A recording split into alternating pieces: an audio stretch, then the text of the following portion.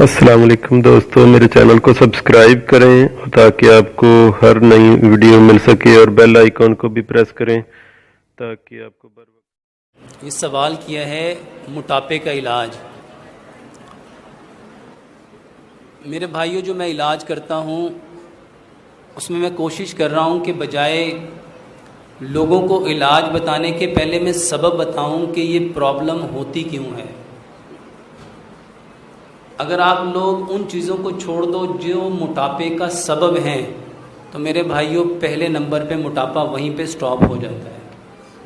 सबसे ज़्यादा मोटापा मेरे भाइयों वो खाना खाना जो पका हुआ नहीं गला हुआ है।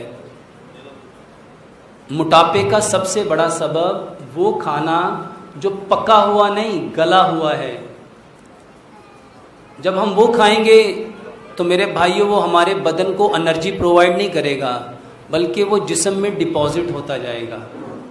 और पका हुआ और गला हुआ, इसमें डिफरेंस क्या है मेरे भाइयों? सिंपल सा इसका जवाब है, एक सेब है पका हुआ और एक सेब है गला हुआ। हम कौन सा खाएंगे? सब लोग यही कहेंगे पका हुआ।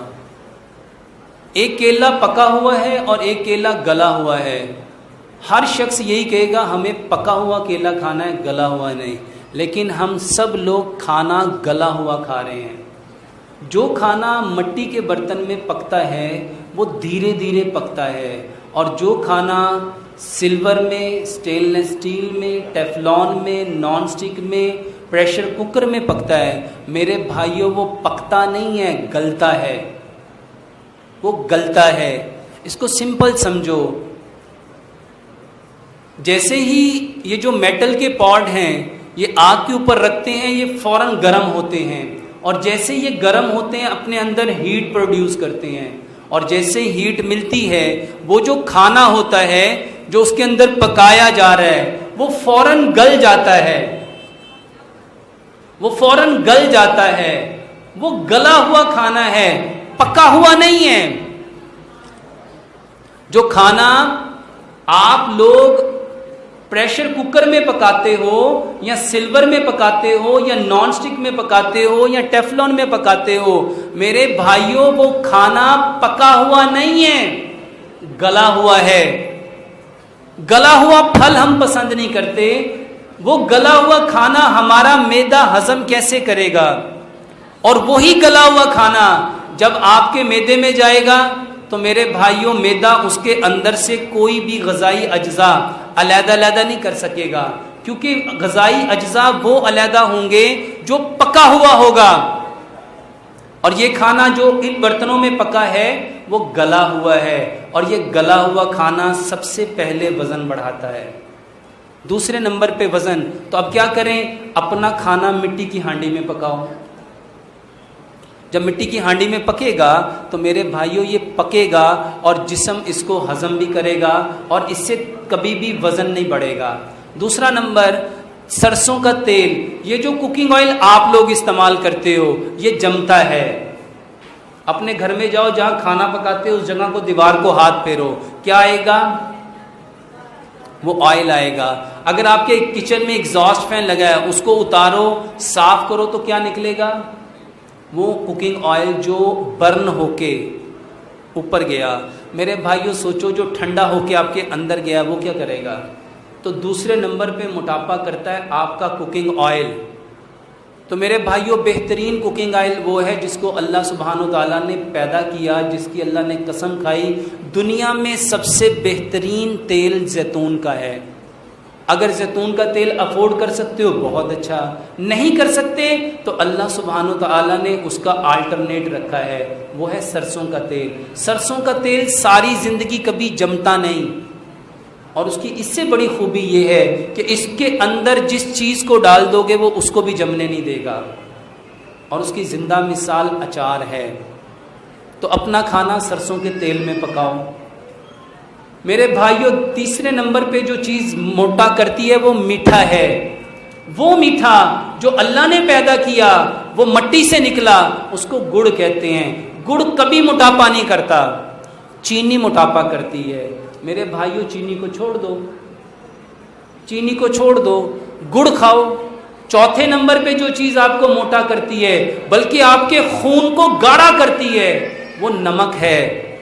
नमक वो लेना था जो अल्लाह सुब्हानो ताला ने पैदा किया मट्टी में, वो है पिंक हिमालयन सॉल्ट, पत्थर वाला नमक, डले वाला नमक। और हमारे घरों में जो इस्तेमाल होता है उसको कहते हैं सी सॉल्ट। इमाम इब्न कय्यम ने किताब लिखी ज़ादुल माआद, उसके अंदर लिखा है, बकायदा पूरा बाब है, जो बंदा समंदर के पानी से नमक बनाएगा वो अपने बदन को अनगिनत बीमारियों से भर लेगा, और जो सबसे आम बीमारी उसको लगेगी, उसकी हड्डियां उसका बोझ नहीं उठा सकेंगी।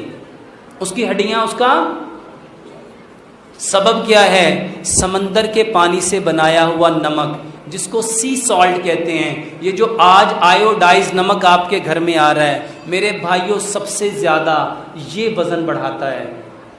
और उसके बाद आखिरी चीज़ है पानी। मेरे भाइयों, पानी हमें वो पीना है जिसमें मिनरल्स हैं, जिसमें ताकत की चीज़ें हैं, और वो पानी है जो मट्टी से निकलता है। और जो पानी आपके घरों में फिल्टर से आता है, जो पानी मिनरल्स वाटर के नाम से आता है, ये मिनरल लेस वाटर है, ये मोटापा करता है। मेरे भाइयों, पानी वो पियो जो गहरे बोर का है, जो ट्यूबवेल का है, जो आपके घरों में टूटियों में आता है। मेरे भाइयों, ये पानी जमीन से निकलता है, ये बेहतरीन पानी है। और जो पानी आपको फिल्टर के नाम पे दिया जा रहा है RO प्लांट के जरिए, RO मेम्ब्रेन जो पानी को स्टेन करती है, वो पानी के सारे उन मिनरल्स को छान लेती है जो आपको सेहत देते हैं, जो आपके लिए ताकत देते हैं। आपको वो पानी दिया जाता है जिनमें मिनरल होता नहीं, और उस पानी का जो pH लेवल है, मेरे भाइयों, 7.3 जो पानी है वो आपको नॉर्मल रखता है, क्योंकि वो अल्कलाइन वाटर होता है। जो पानी 7.3 से नीचे आता जाएगा वो एसिडिक होता जाएगा, और जितनी एसिडिटी बढ़ेगी उतना मोटापा भी बढ़ेगा, वजन भी बढ़ेगा, हड्डियां भी भारी होंगी। तो पानी वो पियो जो बोर से आ रहा है। ये जो मिनरल वाटर है, ये जो फिल्टर वाटर है, मेरे भाइयों, ये बीमारी है, इससे बच जाओ। मोटापे का बेहतरीन इलाज, खाना खाने से आधा घंटा पहले पानी पियो, 1.5 घंटा बाद पानी पियो, और एक लुकमे को इतना चबाओ जितने दांत हैं। एक लुकमे को इतना चबाओ जितने दांत हैं। जब आपका खाना मट्टी की हांडी में पकेगा, सरसों के तेल में पकेगा, चीनी की जगह गुड़ होगा, पत्थर वाला नमक होगा, और पानी गहरे बोर वाला होगा, उस खाने को जब आप चबाओगे तो वो खाना आपका जुज़े बदन बनेगा। वो आपका वजन नहीं बढ़ाएगा, ताकत बढ़ाएगा। तो खाना खाने से आधा घंटा पहले पानी पियो, 1.5 घंटा बाद पानी पियो।